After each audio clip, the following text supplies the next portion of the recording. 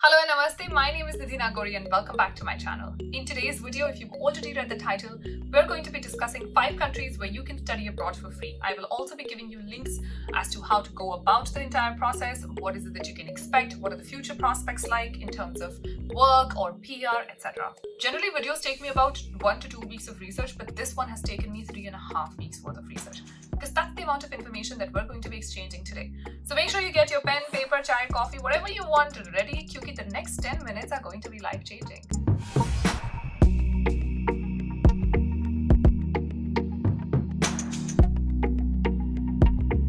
Before we move any further, I want to thank UnoCoin for collaborating with me today on this video. You guys know study abroad, immigration, global careers, that's my thing. I'm always here to help you when it comes to that. But what does one do when it comes to financing? Look no further, because for your financing, UnoCoin is here. If you're not sure when is the right time to buy Bitcoin or any other cryptocurrency, don't worry, because UnoCoin has their systematic buying plan.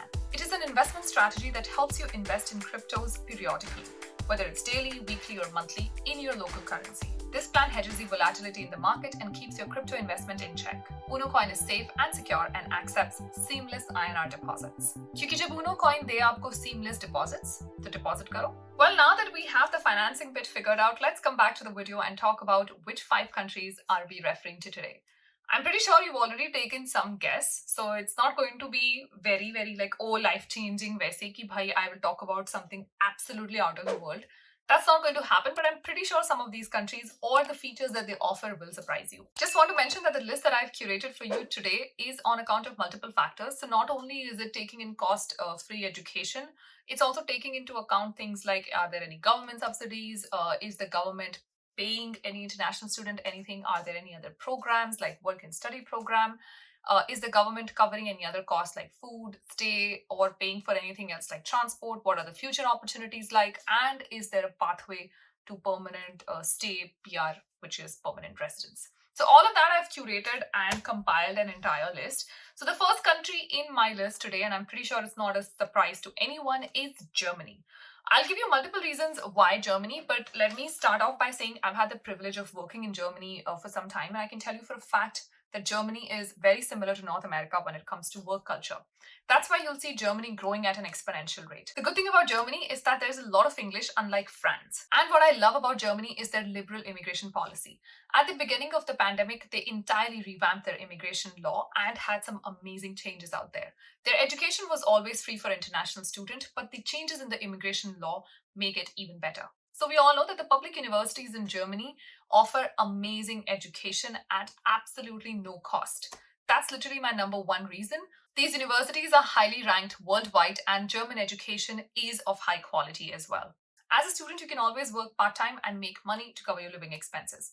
After you graduate or you finish your studies, that's when the real struggle starts. But not in Germany, because of the liberalization of the immigration plans.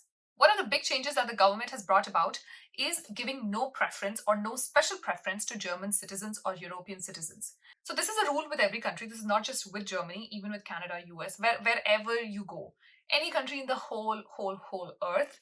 Basically, if you are applying for a job, if you are a foreigner, and if there's a local person applying for the same job, you and the local person has similar qualifications, the company is legally bound to prefer the local person because they are citizens, because they have that right that comes with being citizen of that country. But Germany has done away with that entire law, which means now companies choose only on basis of talent.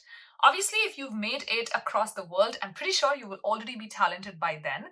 So I'm not worried. If you are an international student in Germany, your chances of finding a job are pretty decent. Also, the government supports you to learn German, so you can learn German while you're there. You can pick up an English course, learn German, and by the end of your studies, be well prepared for the market. The PR situation in Germany is also pretty good. You can get a PR after 5 years of staying in Germany. So if you've moved for your PhD, generally takes 3 to 5 years. So after that 5 years, you're eligible. You may still be a student, it can still be ongoing, but you'll be eligible. If you are working, then it's about 21 to 33 months after you've been on an EU blue card that you can apply for a PR, which is amazing. I've done a detailed video on Germany, so I'm going to link that up right here. Go check it out and have fun with it. My only concern with Germany is that Angela Merkel is stepping down after many years. This is going to create some sort of a vacuum or definitely a flux in the German politics. So keep that in mind. Now let's come to country number 2. This country, oh my god, this is my favorite country because I love their food and it's been one of my dreams to visit their place. I was supposed to go for a work trip, but pandemic happened and I never went. But I love the food and I go at least once a month to have this food. This country is Italy. The moment I say Italy, I'm always thinking about Italian food, pasta, pizzas, etc. Anyway, let's not digress any further. Come back to the topic.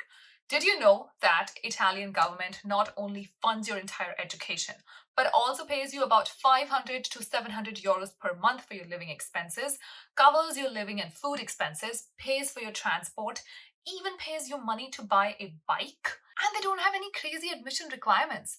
You don't need to be a star student to get in there. Yes, all of this is true. A lot of my followers are international students in Italy, and I've actually created a couple of reels and a couple of content around this on Instagram. But this is the first time that I'm actually probably putting this out in so much details on YouTube. So what happened with Italy? Basically, pandemic hit. Italy and Spain were two countries that were devastated. These countries saw a lot of death, especially in the younger population. The Italian government has always had a lot of benefits for international students, but those benefits have been expanded because of the need of younger and talented people in the workforce. Future prospects about Italy, absolutely stunning and amazing. The country is beautiful, so many beach towns to live in, and good job opportunities as well. What I love about Italy is the fact that our culture is similar. So Italian and Indian culture is similar. The food is amazing. I think I personally like Italian food because it's closer to Indian food, a lot of vegetarian and vegan options. And Italian people are super nice because they're always in holiday mode. That's a joke, but you get the drill. All of this makes Italy number 2 on my list. Now let's come to option number 3, a country that's blessed with a lot of bounty and that has the city of love, Paris. I'm talking about none other than France. If there's one country that I've worked a lot in, apart from US, Canada, and India, it has been France. I've had probably 4 or 5 work trips there, multiple stays. I've actually even been in an accident in Paris. So that's the amount of work that I've done there. What I love about France is the fact that the government covers 2/3 of your costs and you only pay 3,000 euros. This is without scholarship. If you go to a public university, you only pay 3,000 euros a year. There are about 273 plus category of scholarships for Indian students. So you can literally apply for so many scholarships. And depending on your country, there are multiple scholarships. It's very rare to see these number of scholarships, to be honest. You can apply for these scholarships and cover your living expenses. You can also work part-time and cover your living expenses. What I love about France and what I'm pretty sure you've checked out in the previous videos is their work and study programs. The fact that you can have somebody cover your entire education and you can actually get paid throughout that period is amazing. Just want to mention that Germany also has something similar, but I did not find as many options in Germany as I found in France. Why is it then number 3 on my list? Future career prospects are also pretty good because France has also been devastated by the pandemic and Brexit has also had some impact. While the main cities like Paris or Lyon may not have immediate openings, it's the suburbs that really needs people, it's the countryside that really needs people. So the labor demand is there. Also, if it's so good, why is it number 3 on my list and not number 1 or 2?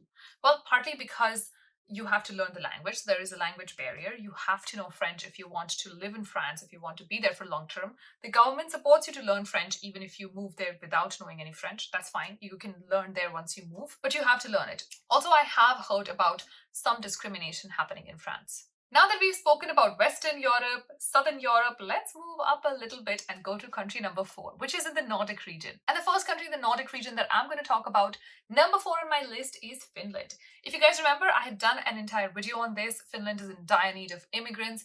I'm going to link that up right here so you can go and check it out. But basically, Finland has a population that is aging, and by 2030, they are expected to have more retired people than younger people. What happens in this situation is that the older people start eating up most of the money or revenue in the country because they are not contributing, they're not in the workforce, they're not contributing towards the taxes, they are actually the cost part of the country. If you have lesser younger people, then there are less people working and then there are more people who need services. So Finland is in a weird situation right now. While there are a lot of work and study programs where you basically go in and start studying and also working because there is a need in the labor force and the employer covers your entire tuition and pays you a salary, just remember that the future prospects may be well, but there have been incidents and cases documented of rising anti-immigrant sentiments in Finland. Something like that becomes exceptionally important, especially when you're considering moving out of your country. You want to be in a safe haven.